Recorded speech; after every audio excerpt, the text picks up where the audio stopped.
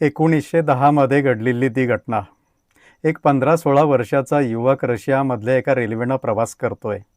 त्याच्याकडे प्रवासासाठी पैसे नाही आहेत, म्हणून तो एका सीटखाली लपून राहतो. कदाचित तिकीट कलेक्टर आला तर तो तिकीट मागेल आणि माझ्याकडे तर तिकीट नाही. अचानक त्या बोगीमध्ये, त्या डब्यामध्ये तो तिकीट कलेक्टर यायला लागतो. तो जसजसा जवळ यायला लागतो, जसजसा त्याच्या बुटचा आवाज यायला लागतो, तसतशी याच्या हृदयाची हालचाल व्हायला लागते. याला घबराट सुटायला लागते आणि तो घट्ट डोळे मिटून बसायला लागतो. कलेक्टर जवळ येतो, तिकीट कलेक्टर, आणि विचारतो, दे तुझं तिकीट मला दे, बाहेर ये.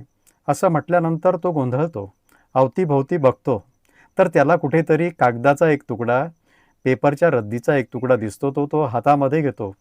उभं राहताना तो देवाजवळ प्रार्थना करतो, ईश्वराजवळ प्रार्थना करतो, धारणा करतो की माझं हे कागदाचा तुकडा या तिकीट कलेक्टरला निश्चितच तिकीट दिसेल, अशी धारणा मनानं करतो. आणि तिकीट कलेक्टरच्या हातामध्ये तो कागदाचा तुकडा देतो आणि ते कलेक्टर त्या ठिकाणी ते तिकीट पंच करतात आणि परत त्या मुलाजवळ देतात आणि हसून म्हणतात, तुझ्याजवळ तिकीट आहे तर तू लपलास कशासाठी?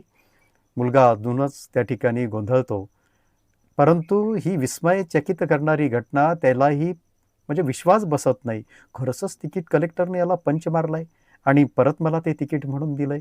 हे मात्र तो गोंधळलेल्या अवस्थेत त्या तिकिटाकडं, त्या कागदाच्या तुकड्याकडं पाहत राहतो.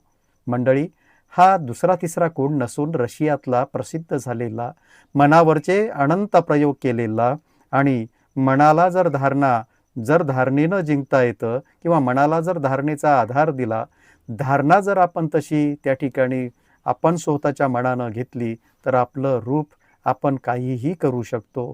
या मनामध्ये येईल त्या गोष्टी आपण पादाक्रांत करू शकतो. असा वुल्फ मेसिंग हा जगविख्यात झाला. नमस्कार.